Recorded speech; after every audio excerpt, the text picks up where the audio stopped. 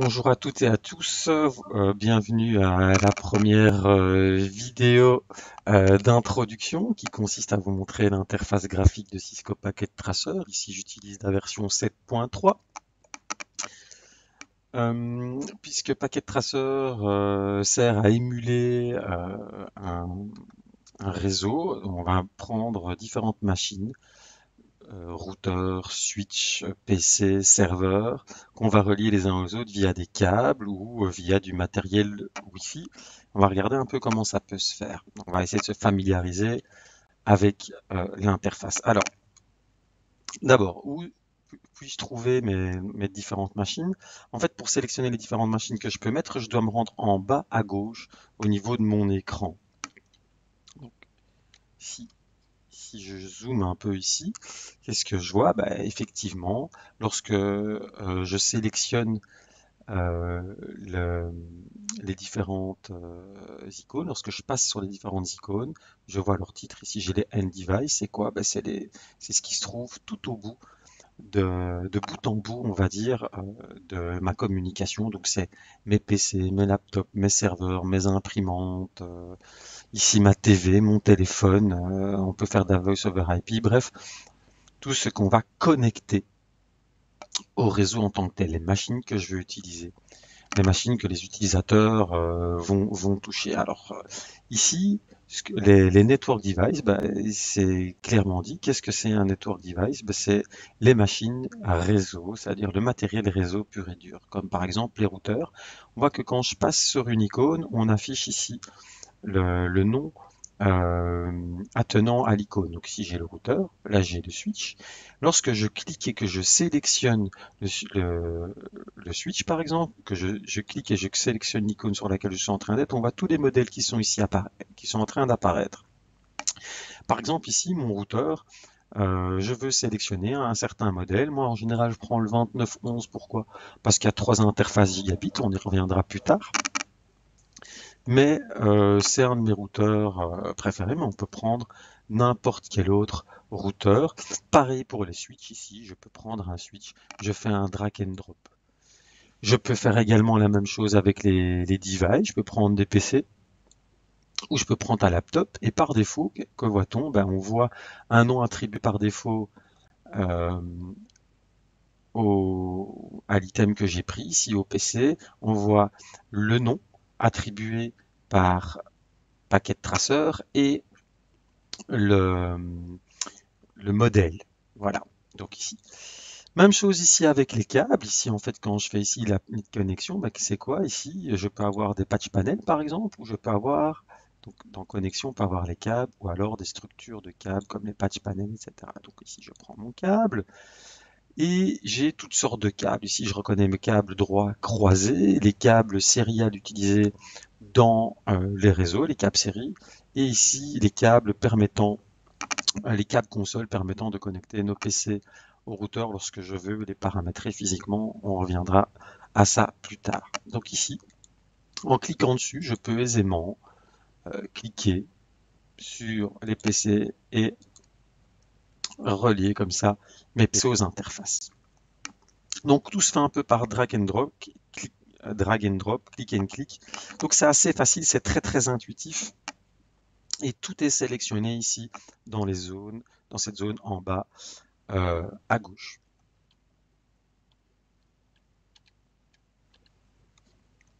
Voilà.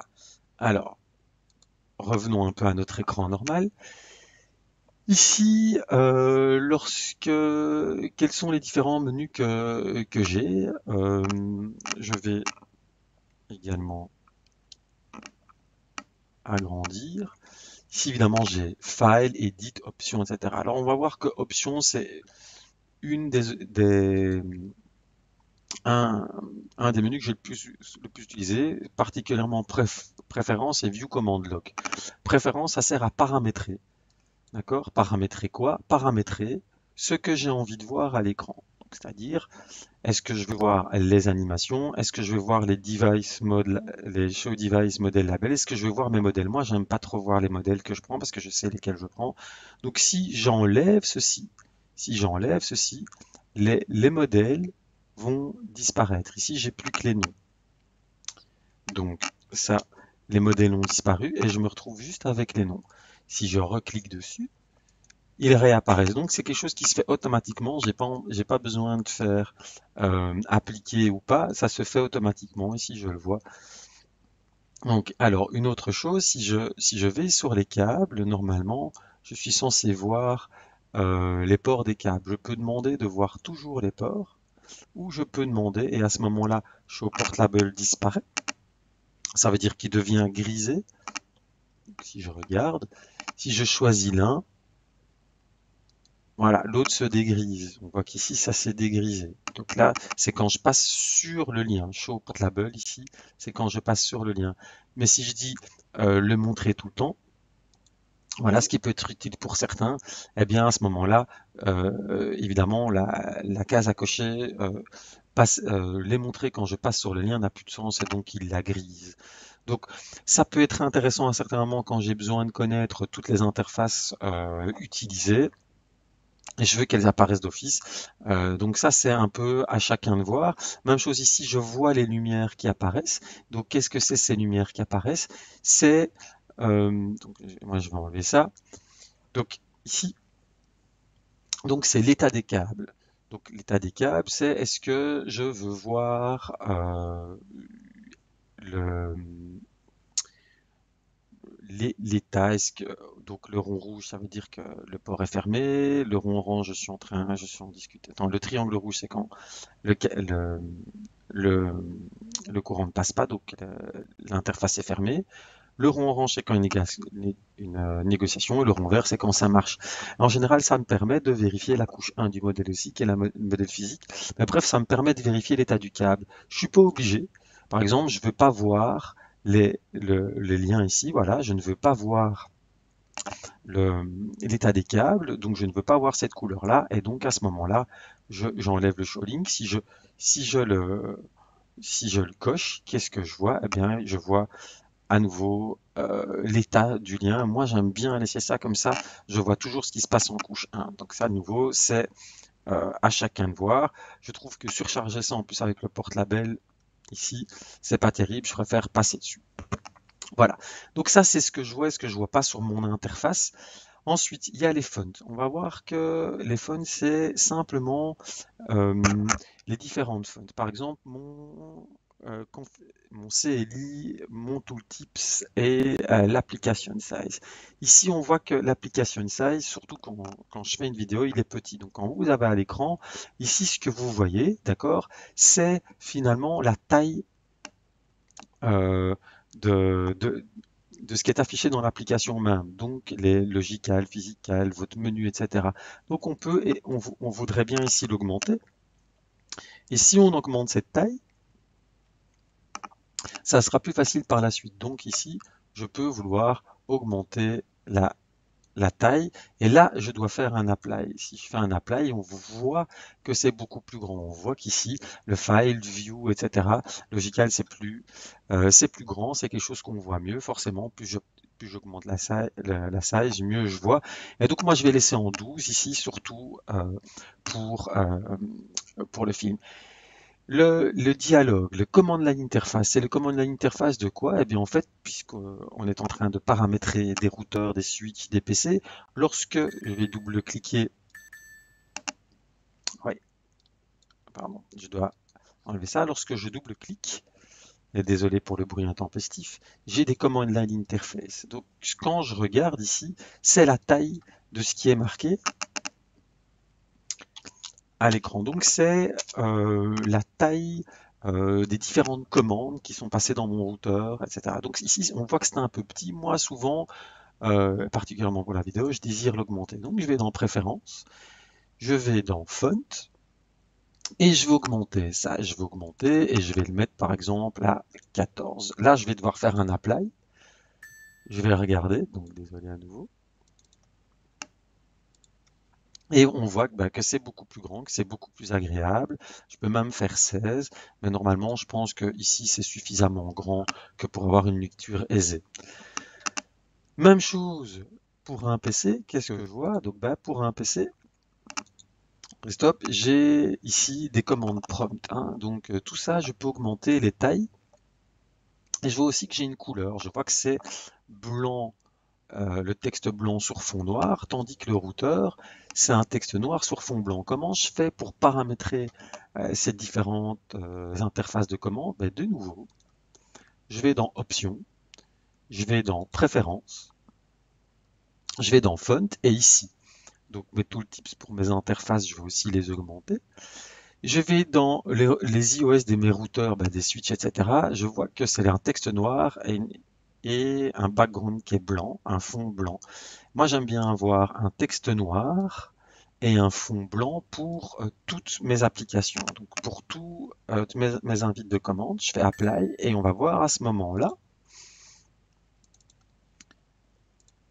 que lorsque je vais dans mon commande prompt, ici, je vois effectivement que je suis en fond blanc sur lettre noire et c'est comme ça que je vais le laisser. Donc, ça, c'est comment on paramètre un peu les différentes commandes. Donc ici, même chose. Une autre option qui est souvent utilisée, donc ici j'ai préférence, c'est View Command Log. Ça veut dire quoi ici? J'ai encore donné aucune commande pour aucune de mes devices.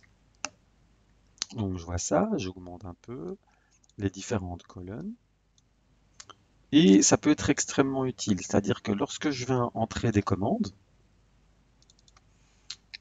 donc entrons une commande, par exemple je suis en mode utilisateur, je passe en mode privilégié. C'est pas grave si vous ne connaissez pas encore les différents termes, parce que je vais faire des vidéos explicatives là-dessus, mais simplement pour vous montrer que je passe des commandes. Je vais en configuration du terminal, et donc j'ai passé un certain nombre de commandes. Je veux par exemple ici configurer mon interface G01 ou G00. Et je vois que j'ai fait un certain nombre de commandes. Alors maintenant, si j'update, je vais voir toutes les commandes que j'ai passées. Et ici, je vais les voir. Donc imaginons que j'ai utilisé un raccourci. Je vois la commande en entier. Donc si je m'amuse maintenant à uniquement utiliser des raccourcis, ce que je fais malheureusement très souvent, donc voilà, exit, exit, et que la véritable commande, par exemple ici, la véritable commande est enable, que je fais en ou que je fais conft et que la véritable commande c'est configuration de terminal, à chaque fois, quand je vais faire l'update, je vais voir la commande que j'ai tapée et la commande résolue, c'est-à-dire la commande en entier, comment elle a été interprétée par l'iOS de mon routeur ou de mon switch. Donc ça peut être très intéressant et on va voir en plus sur quel device je l'ai fait. Le temps pour moi c'est pas extrêmement intéressant.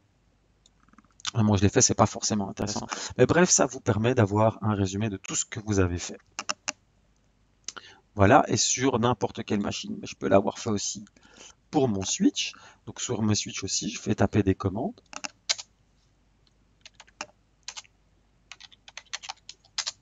Voilà, je suis je suis entré en mode global. Je vais regarder et je vais voir maintenant ce que j'ai tapé sur mon routeur, puis sur mon switch, etc. Même chose ici. Ici, ce que je vais voir, c'est une liste de mes différents devices. Donc j'ai un routeur, un switch, un PC et un laptop. Je peux add device ou remove des devices et en passant dessus, je vais pouvoir voir l'état des différents ports. Et ça aussi, c'est extrêmement utile. Donc je passe sur un switch, un PC ou un routeur et je vais voir leur MAC adresse. Je vais voir l'état des différents ports, que ce soit pour mes routeurs, pour mes switches et pour mes PC. Donc c'est extrêmement utile et je peux faire ça pour chacune des devices que j'ai actuellement sur mon architecture, sur mon interface. Et j'ai ici l'état de mes différents liens. Voilà.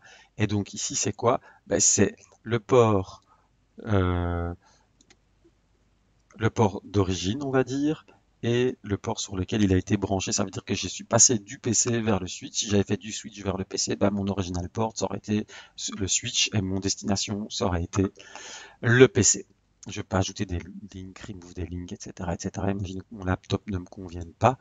Ici, oui, en double-cliquant, je peux aussi avoir accès au device. Eh ben, je remove le device. Je suis sûr de le delete, oui. Voilà. Après, pour digiter, il y a plus simple. Vous voyez ici, il y a une petite croix.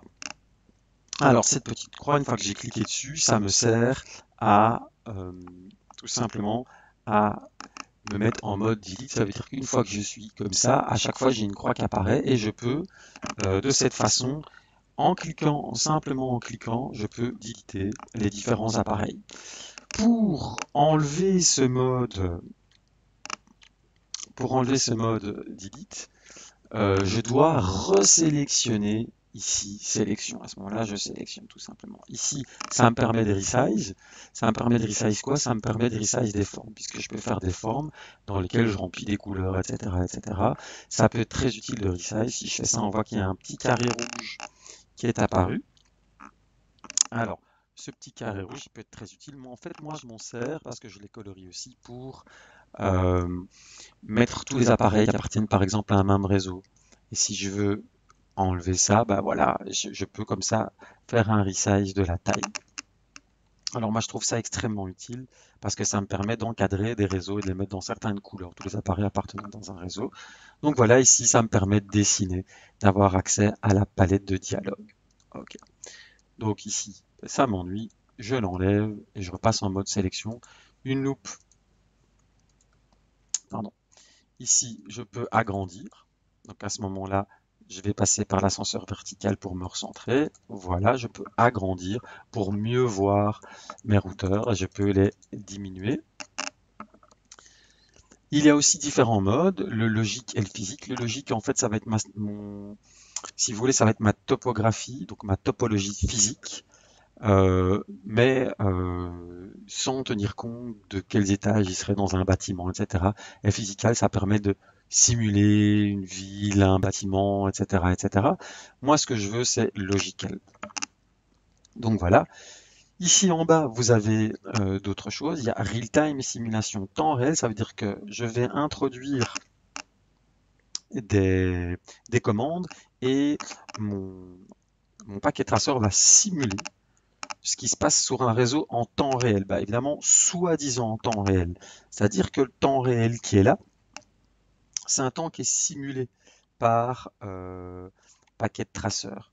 D'accord? Donc ici, quelque chose doit prendre, je sais pas, 22 millisecondes, il va prendre 22 millisecondes. En réalité, paquet de traceurs va beaucoup plus vite. Donc, ce qui se passe, c'est que si je suis en real time et que ce temps est trop important, je peux ici accélérer le, ici, pardon, excusez-moi, je peux accélérer le temps. D'accord? Je fais un fast forward time et il va aller beaucoup plus vite. Et je vais comme ça accélérer, je vais accélérer le temps. Donc, une fois que ceci dit, je peux passer en real time et puis je peux aller en simulation. Alors, ce mode simulation, qui se trouve juste à côté de real time, qu'est-ce que c'est? Tout simplement, c'est un mode qui permet de sélectionner les filtres. Est-ce que je vais voir? Donc si je regarde ici, je vais voir ici tous les filtres, toutes les trames qui peuvent passer avec les différents protocoles. Il y a énormément de protocoles et je vais faire étape par étape. Ça veut dire qu'en simulation, le temps il est figé. Chaque fois que je veux que quelque chose de nouveau se passe dans le réseau, donc le temps est figé, je dois cliquer sur Play ou alors je clique. Et alors quand je vais cliquer sur Play, tous les X temps, une nouvelle étape va se faire. Donc il va figer le temps, il va faire une nouvelle étape, il va figer le temps, et on va faire une nouvelle étape comme ça de façon successive, et l'ordinateur va faire ça automatiquement. Si je clique ici, c'est nous qui allons choisir. Donc lorsque je fais ça, je, je demande que le temps avance jusqu'à la prochaine étape, puis le temps est figé jusqu'à ce que j'appuie à nouveau ici. Donc là j'avance et là je recule. Je peux éditer mes filtres, vous voyez qu'il y en a beaucoup. Souvent je fais show all known, j'en ai plus, et ensuite j'édite mes filtres. D'accord? Comment j'ai dit des filtres? Les filtres, c'est quoi? C'est quelles sont les trames avec les différents protocoles que je vais voir. Souvent, je choisis ARP, ICMP, DHCP, RIP et OSPF, c'est des protocoles de routage dynamique. Je peux éventuellement dire que je veux voir tout ce qui est SSH, Telnet, HTTP, TFTP, STP, TCP, UDP. Je peux choisir vraiment tous les protocoles que je veux. Au début, je ne vais pas en avoir besoin d'autant, mais imaginons que je veux tous ces protocoles-là, ben, je les choisis et ils apparaissent ici dans la liste. Il paraîtra que ceux que j'ai sélectionnés. Et c'est bien plus pratique de partir de rien et de sélectionner que de partir de tout et désélectionner. Voilà. Donc, je pense que la plupart des options ont été vues. Ça, c'est une petite introduction. Juste une autre chose. Lorsque je crée la chose, il faut que je le sauve. Alors, la première fois que je le sauve, je fais Save As et il va me demander où je le sauve. Donc, normalement, je le sauve. On va voir qu'il y a un directory par défaut pour sauver ce que vous avez fait sur Packet Tracer. Donc, où se trouve ce directory par défaut?